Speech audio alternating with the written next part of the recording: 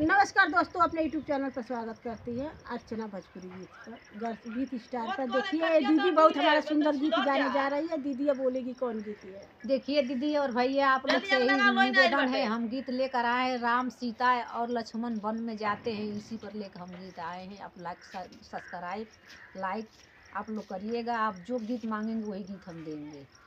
कि गईला राम लखन सिया बनवा के कही तुअरे करनवाना, तुअरे करनवाना के कही तुअरे करनवाना।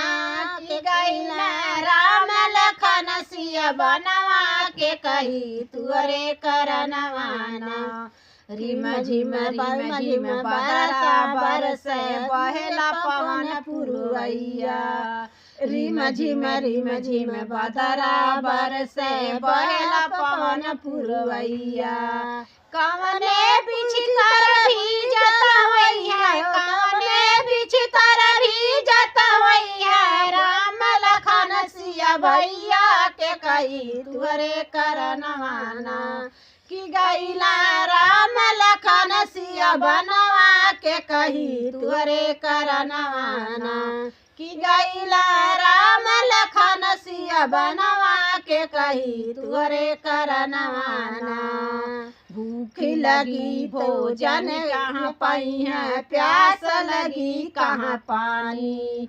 भूख लगी भोजन कहाँ पाई है, प्यास लगी कहाँ पानी। नींद लगी आसन कहाँ पाई है, नींद लगी आसन कहाँ पाई है। काट कुश गड़ी जाई के कही तुअरे करनवाना। कि गईला राम लखन सिया बनवा के कही तुअरे करनवाना। कि गईला राम लखन सिया बनवा के कही तुअरे करनवाना। भूख लगी त कंदमूल खाई है, प्यास लगी गंगा पानी। भूख लगी त कंदमूल खाई है, प्यास लगी गंगा पानी। हो प्यास लगी गंगा पानी। नींद लगी भुइया सुत जाई है, गड़ जाई कांटा कुसे के कही तुअरे करनवाना। कि गईला राम लखन सिया बनवा के कही तुअरे करनवाना। कि गईला राम लखन सिया बनवा के कही तुअरे करनवाना।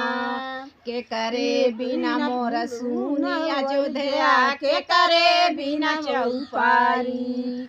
के करे बिना सुनी अयोध्या, के करे बिना चौपारी। के करे बिना मोर सुनी रसोईया, के मोर चरण दबाई के कही तुअरे करनवाना।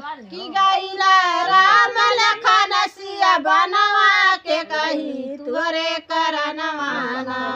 राम बिना मोर सुनी अयोध्या, लक्ष्मण बिना चौपारी। राम बिना मोर सुनी अयोध्या, लक्ष्मण बिना चौपारी। सीता बिना सुन रसोईया, सीता चरण दबाई के कही तुअरे करनवाना।